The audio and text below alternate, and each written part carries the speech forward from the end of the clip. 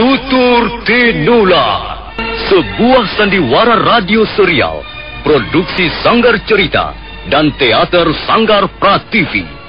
Sebuah kisah dengan latar belakang sejarah runtuhnya Singasari dan berdirinya Kerajaan Majapahit. Arya Dwi Pangga tidak sadarkan diri. Pandangannya menjadi gelap.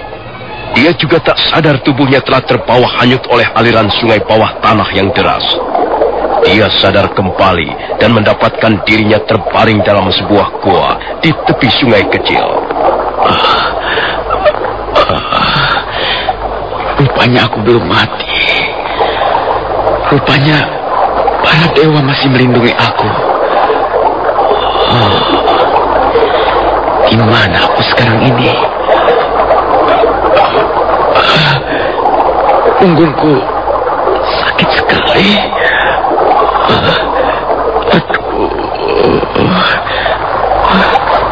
Tapi walaupun sakit, aku masih beruntung karena aku masih diperbolehkan hidup.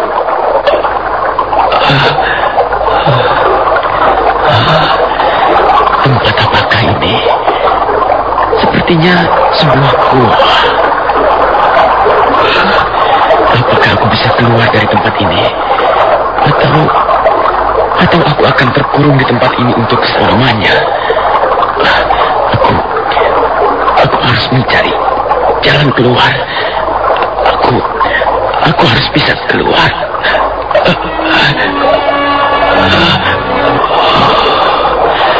Aku tidak kuat lagi merangkak lebih jauh.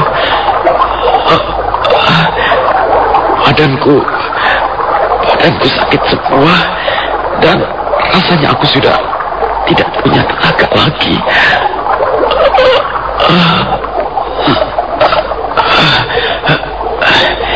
Tapi kalau aku diam saja, akhirnya aku akan pasti mati juga di tempat ini.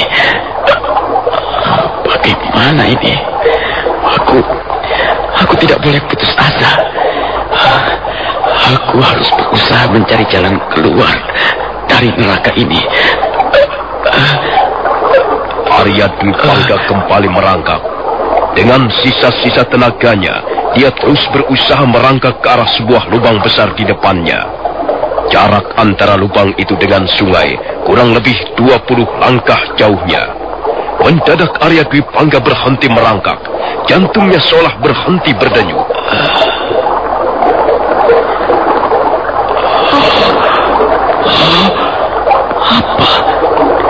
Apa benar yang kulihat ini?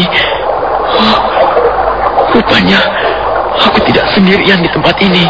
Memang benar, Arya Dwi Pangga tidak sendirian di dalam gua itu. Ketika wajahnya mendongak, dia melihat sosok tubuh manusia duduk di atas sebongkah batu. Karena suasana dalam gua yang remang-remang, dia tidak bisa melihat dengan jelas wajah orang itu. Dia hanya bisa melihat sebuah janggut putih yang panjangnya sejengkal, yang menandakan orang itu adalah orang yang sudah tua umurnya. Akhirnya permohonanku dikabulkan para dewa. Siapakah Tuhan? Akhirnya para dewa mengirim seseorang ke tempat ini. Tolonglah saya, Tuhan. Saya sakit. Tubuh saya lemah sekali. Apakah kau sudah biasa minta tolong pada orang lain? Kau harus belajar menolong dirimu sendiri. Saya sudah tidak kuat lagi. Kalau Tuhan tidak menolong saya pasti akan mati. Aku lebih suka melihatmu mati daripada harus menolongmu. Tuhan kejam sekali. Tuhan agaknya bukan orang yang baik. Tutup mulutmu, anjing bodoh. Jangan bicara soal kebaikan. Mana ada di muka bumi ini kebaikan? Yang ada adalah sebaliknya. Dunia ini kejam. Hidup itu keras. Lebih keras dari sebongkah batu karang. Orang harus mau berusaha. Orang harus mempunyai kekuatan untuk mengalahkan kekejaman itu. Dan bukannya menyerah lalu digilas oleh kekuatan lain. Siapa namamu? Nama saya Arya Dwi Pangga, Tuan. Nah, Arya Dwi Pangga. Selama ini barangkali kau hanya enak-enak hidup dalam kemalasan. Tapi sekarang kau tidak kuizinkan lagi berbuat seperti orang-orang bodoh. Dengar, kau harus mampu merangkak sampai ke telapak kakiku. Saya tidak kuat lagi. Tubuh saya sudah remuk. Saya Ayo, cepat merangkak, atau aku akan membunuhmu sekarang juga. Kalau kau bisa mencapai telapak kakiku, nah, aku baru mau menolongmu. Luka-lukamu akan kuobati, dan kau akan kuberi makanan. Mengapa kau masih belum juga mengerjakan perintahku? Arya Dwi Pangga. Kasihanilah saya, Tuan. Saya tidak kuat lagi. Nafas saya hampir putus. Arya Dwi Pangga, lihat. Tonggak bambu bulung di tanganku ini akan bekerja dengan baik. Jika tonggak ini kulemparkan padamu, maka jangan harap kau masih sanggup bernapas lagi, walaupun hanya satu sedotan. Ayo, kerjakan perintahku, cepat. Baik, Tuan. Baik.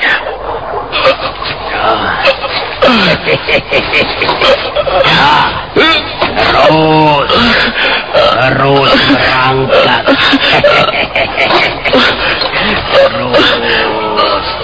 Terus.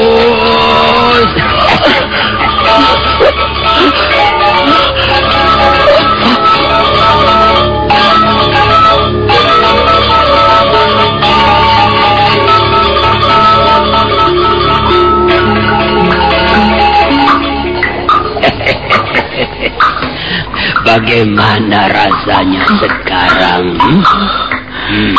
Saya rasanya lebih enak. Apakah Tuan mengobati luka-luka saya? Kalau tidak kuobati, kau sudah mampus dari kemarin. Lukamu ternyata cukup parah. Mengapa Tuan mengobati saya? Bukankah aku sudah berjanji, kalau kau dapat merangkak mencapai telapak kakiku, maka aku akan mengobatimu. Kalau begitu, terima kasih atas pertolongan Tuan. Kalau saya boleh tahu siapakah Tuan ini, dan mengapa Tuan berada di tempat seperti ini? Belum saatnya kau tahu siapa aku. Nanti, pada kesempatan yang lebih baik, kau pasti akan tahu. Sekarang kau butuh makanan. Itu sudah kusiapkan di atas batu hitam yang ada di pojok itu. Makanlah, supaya tenagamu segera pulih kembali. Baik, Tuan. Arya Dwi Pangga segera menggeser tubuhnya ke arah batu hitam.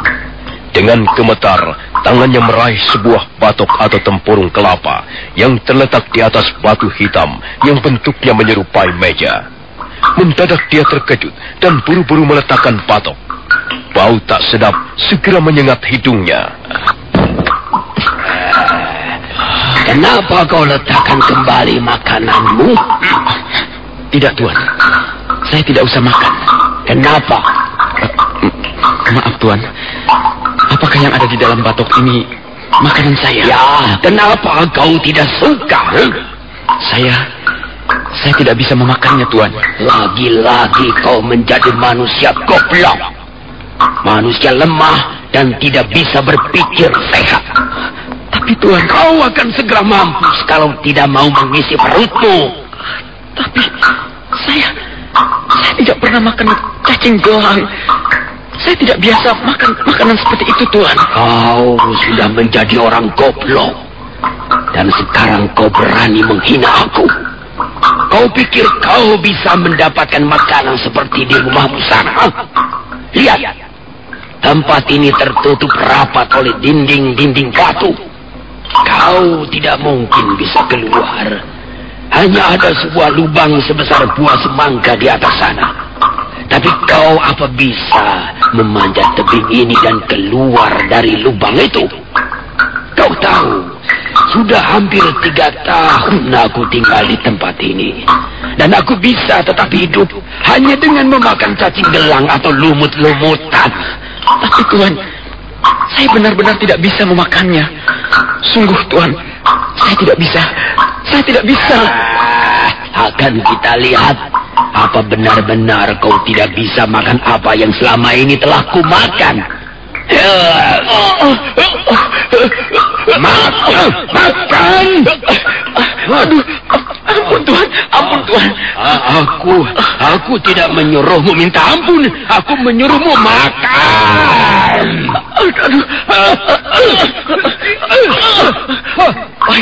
Baiklah Tuhan, baiklah, saya akan makan. Cepat, kau tidak bisa sok-sokan di sini. Kau harus makan apa yang ku makan.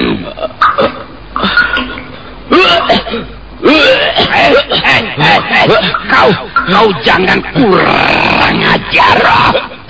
Ayo. Kau telan makanan itu, atau kau memilih mampus dengan gebukan-gebukan kau. Ada pilihan lain, karena tak tahan mendapat gebukan orang tua itu. Akhirnya Arya Dwi Pangga terpaksa menelan makanan dalam patok itu. Rasa amis menyengat hidungnya, kepalanya seketika menjadi pusing, dan perutnya mual seperti diaduk-aduk. Bagus. Ayo cepat, habiskan jatah makananmu hari ini. Bagus.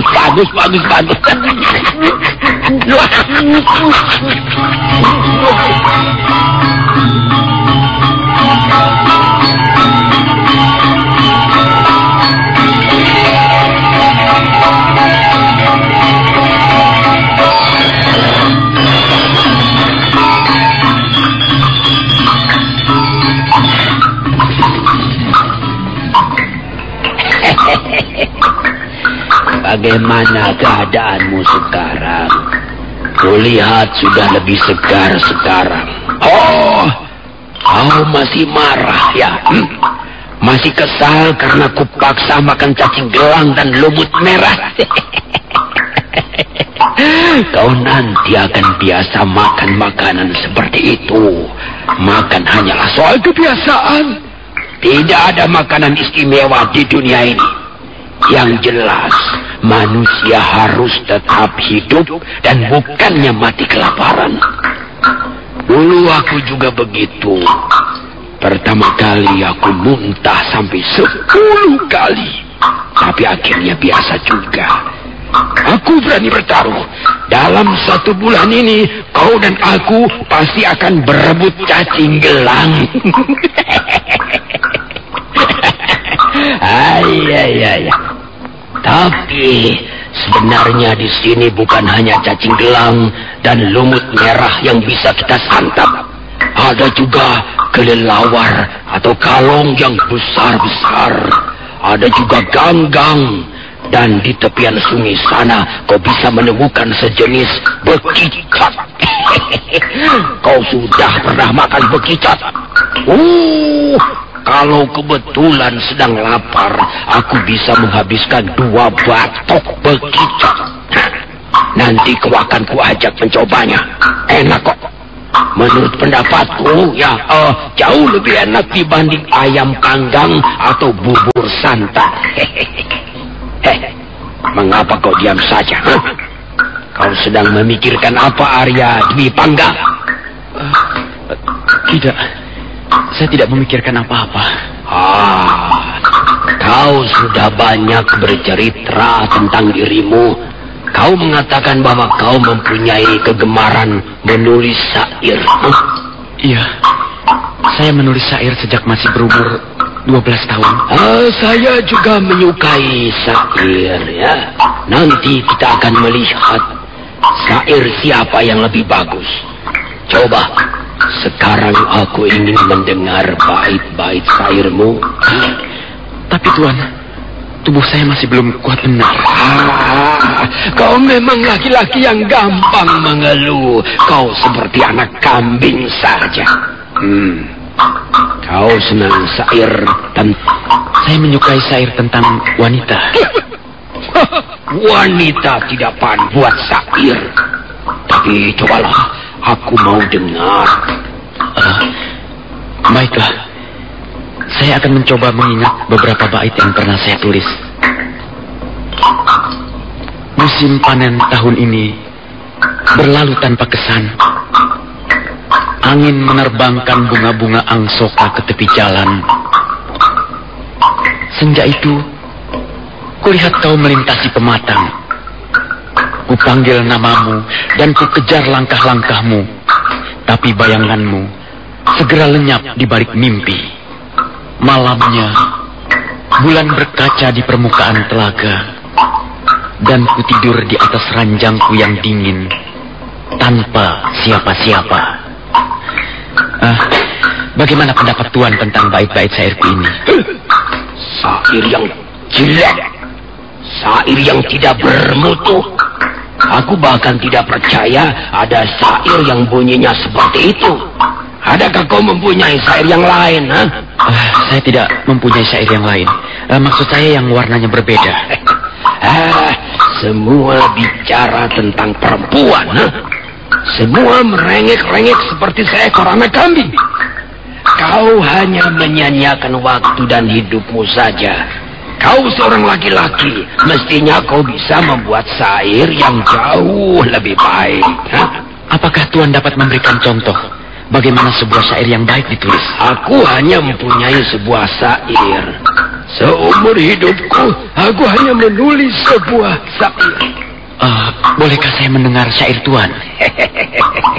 Aku lapar. Aku akan mencari makan malam nanti. Siapa orang tua itu? Aneh sekali perangainya. Siapapun dia, aku tidak senang padanya. Dia telah memukul aku dengan tongkat bambunya untuk memaksaku makan cacing, makan lumut. Kurang ajar. Tidak pernah aku bermimpi bahwa suatu ketika harus makan cacing. Rasanya derajatku turun menjadi rendah seperti seekor babi. Dan nanti malam dia pasti akan memaksaku makan kalong atau barangkali seekor ular. Aku harus mencari jalan keluar. Aku bisa mati karena jijik kalau masih tinggal bersama si tua yang gemblong itu. Aku sudah cukup jauh menyusuri aliran sungai kecil ini. Tapi sepertinya dinding goa ini tidak ada habisnya. Mungkin benar apa yang dikatakan si tua gemblong itu. Tak ada jalan keluar kecuali lubang besar sebesar buah semangka di atas sana. Aku seperti mendengar suara langkah-langkah manusia menuju kemari. Aku harus bersembunyi. Kalau si tua itu tahu aku akan melarikan diri, pasti dia akan memperlakukan aku dengan lebih kejam lagi.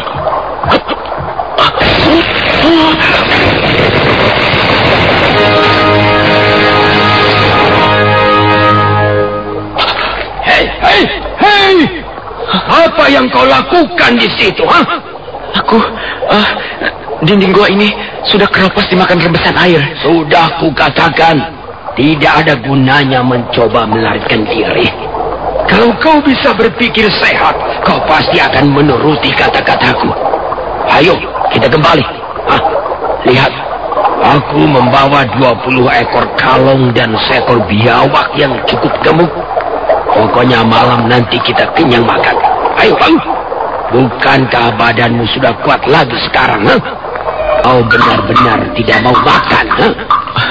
Tidak, terima kasih. Aku tidak perlu memaksamu lagi untuk makan. Kau nanti akan bisa memilih sendiri. Kelaparan itu sungguh-sungguh merupakan pengalaman yang mengerikan. Nah, aku akan makan dulu. Kau tunggu saja di situ. Setelah makan nanti, kau boleh mendengarkan bait-bait syairku. Syair-syair yang bermutu dan bukan rintihan memilukan dari seorang anak kambing sakit perut. Orang tua aneh itu dengan lahapnya menelan potongan daging kalong, seperti menelan butiran-butiran kacang tanah. Darah binatang bersayap itu mengotori bibir dan jenggotnya yang putih. Perut Arya Dwi Pangga menjadi mual, tapi dia tidak bisa berbuat apa-apa. Wajahnya hanya bisa menunduk. Mengapa kau hanya melirik saja? Kau tidak ingin makan daging kalong yang lezat ini? Tidak, Tuan. Saya belum begitu lapar. Dasar orang bodoh. Tapi salahmu sendiri. Aku ingin melihat berapa lama perutmu kuat dikosongkan.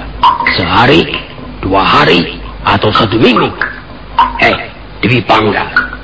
Aku tahu manusia macam kamu itu suka memilih, tidak mampu menghadapi kenyataan dalam hidup yang serba keras.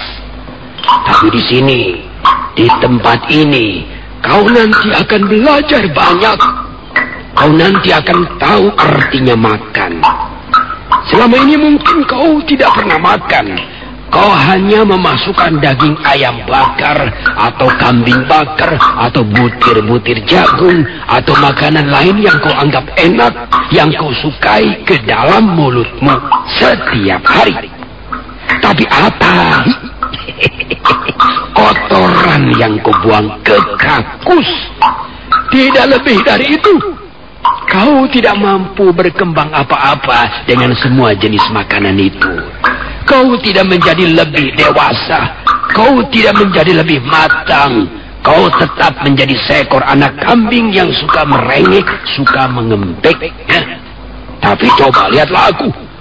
Walaupun hanya menelan daging kalong, cacing gelang, atau lumut merah setiap hari, tubuhku tetap kuat. Semangatku tetap tegar. Paling tidak, aku belum mampus semenjak terperangkap di dalam gua ini 3 tahun yang lalu. Apa itu tidak cukup hebat? Dwi Pangga.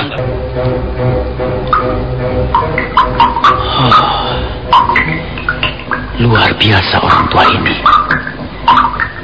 Dan kalau pikir, benar juga apa yang dikatakannya.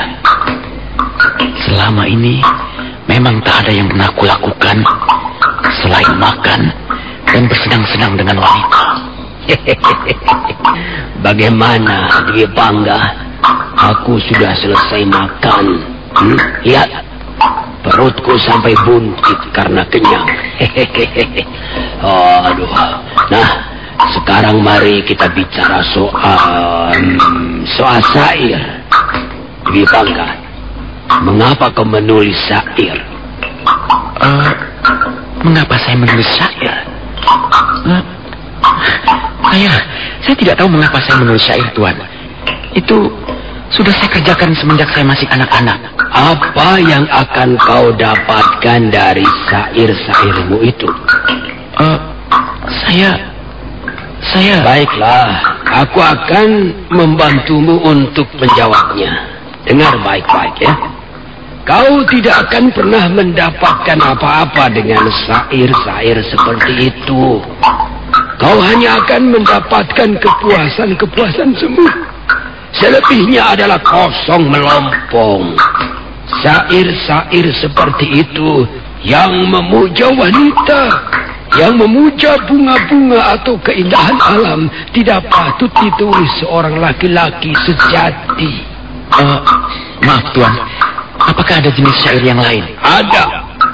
Syair tentang apa? Tentang kekuatan. Baru kali ini saya mendengar, Tuan. Syair seperti ini jarang dibuat orang. Biasanya orang suka membuat syair seperti yang kau buat itu. Syair tentang cinta, syair tentang kelembutan, syair tentang keindahan. Dan biasanya si pembuat syair adalah tukang-tukang mimpi. Mereka hanya membuang waktu dan kesempatan untuk berkhayal. Mereka itu orang-orang malas dan para pengecut. Dan mereka pasti gagal. Dunia yang serba keras ini tidak bisa ditaklukkan oleh syair-syair yang lembut. Kau percaya? Kau bahkan tidak akan mampu berbuat apa-apa dengan syairmu. Sekalipun istrimu dicopet orang di depan hidungmu. Iya, saya kira perkataan Tuan benar. Syair-syair seperti itu memang tidak mampu berbuat banyak. Pada akhirnya, dia akan hilang bersama angin lalu. Dan tak lagi orang-orang menggubrisnya. Karena itu kau harus segera melupakan syair-syairmu itu. Dan mulailah belajar dengan syair-syair yang baru. Yang penuh semangat. Yang berkobar-kobar bagaikan letusan gunung berapi. Apa kau ingin mendengarnya, Dwi Pangga? Ya Tuan, saya sangat ingin mendengarnya. Baik, dengarkan. Pejamkan matamu, karena malam ini tak lagi sahdu. Dengan pedang ini, langit kan kubuat terbelah, dan bumi kan terguyur darah. Pejamkan matamu, sebelum ku bicara dengan mata pedangku. Seekor burung elang menyambar bangkai. Batara kala melanglang jagat. Serahkan jantungmu padaku. Kan ku pakai menyekap mata pedangku yang berdebu. Ya, datanglah, datang dan masuk dalam pelukan maut. 100 pendekar serentak menyerbu dan mayat akan bergelimpang di kanan kiriku. Iya.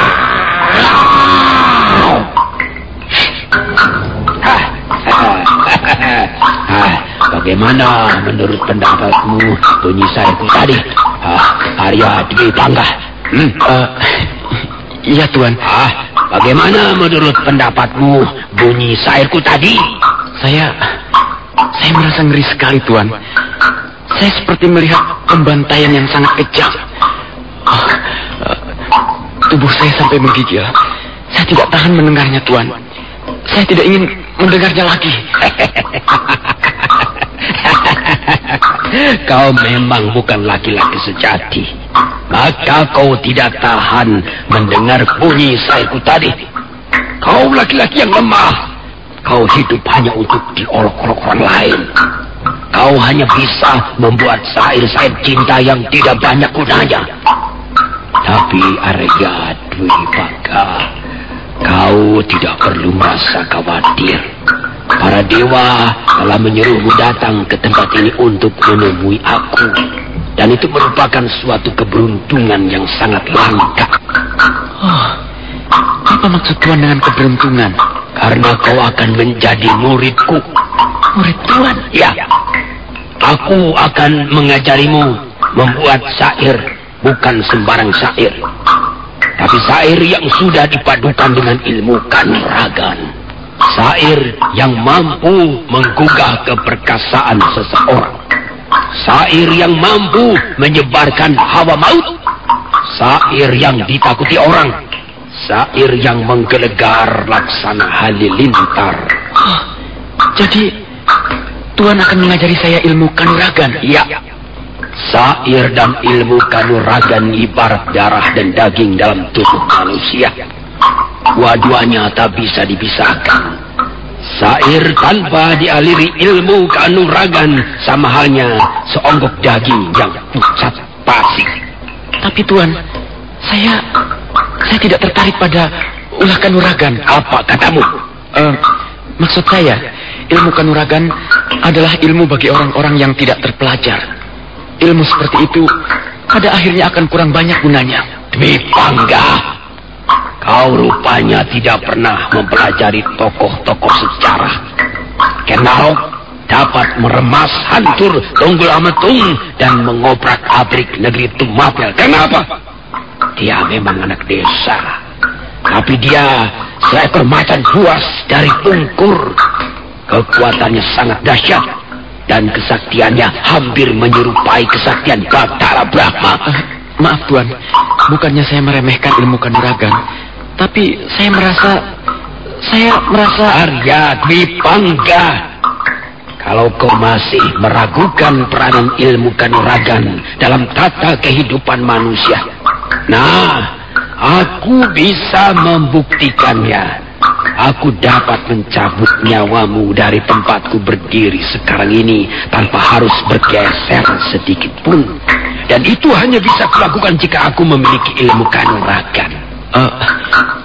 Tapi Tuan, saya merasa tidak berbakat mempelajari ilmu kanuragan. Kamu bisa tahu tidak berbakat? Hah? Kau hanya malas. Usiamu masih cukup muda, tulang-tulangmu bagus, keadaan tubuhmu juga bagus. Tapi Tuan... Cukup. Kau tidak perlu bicara lagi. Kau terlalu cerewet. Dan aku tahu cara yang baik untuk memperoleh apa yang kuinginkan. Kau lihat tonggak bambu bulung ini. Jangan Tuan, jangan. Iya. Kau harus menurut. Kau harus mau belajar ilmu kanuragan dariku. Ampun Tuan. Baiklah Tuan. Saya mau belajar ilmu kanuragan dari Tuhan. Kau pembohong. Ampun Tuhan. Sungguh saya tidak bohong. Saya mau belajar ilmu kanuragan dari Tuhan. Aduh, ampun Tuhan. Jangan pukul lagi saya Tuan. Kau bersungguh-sungguh. Kau tidak bohong. Kau berani berjanji. Aduh, iya. Saya berjanji. Saya akan mentaati apa kata Tuan. Pengecut. Mulai sekarang kau jangan panggil aku dengan Tuan lagi. Panggillah aku dengan sebutan Guru. Baik Guru. Arya Dwi Pangga. Ya Guru. Sekarang kau tidak perlu ragu-ragu lagi. Kau harus mantap berguru padaku. Dan memang akulah guru yang paling tepat untuk kejengan atau model manusia macam dirimu. Saya akan berusaha melaksanakan segala perintah guru sebaik-baiknya. Bagus, Dwi Pangga. Akulah nanti yang akan merombak dirimu. Kau harus kujadikan lempung atau tanah liat lagi. Kemudian kucetak menjadi Arya Dwi Pangga yang baru. Arya Dwi Pangga yang perkasa, yang namanya akan menggetarkan dunia kependekaran. Arya Dwi Pangga yang lama, yang gemar bermain syair-syair cengeng, akan segera lenyap dari permukaan bumi.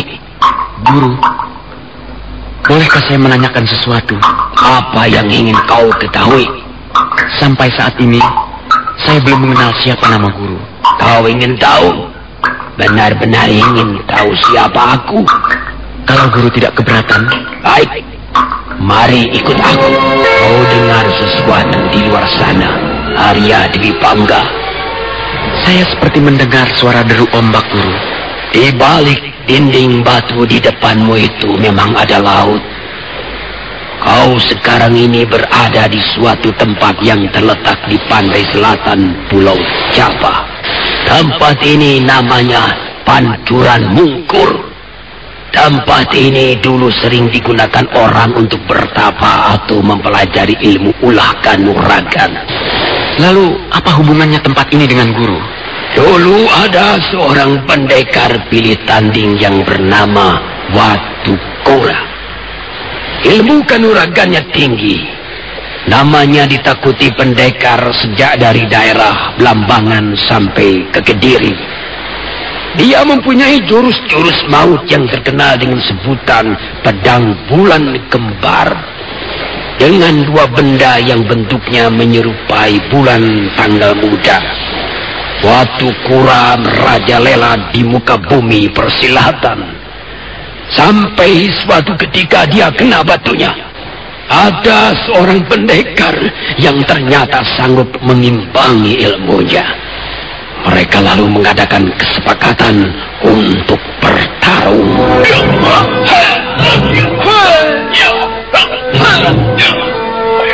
Pertarungan dua pendekar berlangsung sangat seru. Dengan disaksikan dari ombak pantai Laut Selatan, mereka mengadu ilmu. Setelah 200 jurus lebih, nampak Watu Kura mulai keteter. Dan pada akhirnya dia terpaksa mengakui keunggulan lawannya. Ia melarikan diri masuk ke sebuah gua.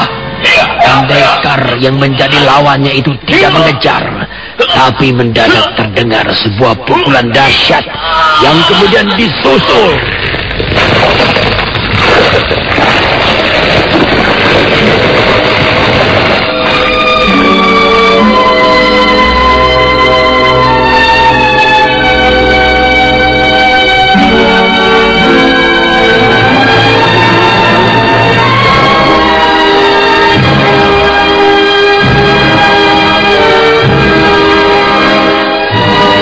Watu Kura terjebak dalam goa.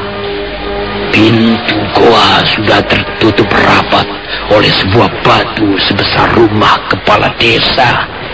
Dinding batu yang ada di depanmu itulah yang kumaksudkan. Jadi guru? Iya, akulah Watu Kura. Lalu siapakah pendekar yang telah mengalahkan guru itu? Aku tidak tahu namanya. Semula aku sangat kesal. Aku marah. Aku benci mengapa bisa dikalahkan oleh orang lain. Tapi kemudian aku menjadi sadar bahwa ilmu kanuragan yang kumiliki ternyata belum cukup tinggi. Buktinya masih bisa dikalahkan. Mulai sejak itu aku lalu meracik sebuah ilmu pukulan yang baru. Ilmu ini kunamakan jurus Kidung Pamungkas. Tapi sayang sekali. Tapi kenapa guru? Agaknya aku tidak bakal mampu menguasai ilmu itu dengan sempurna.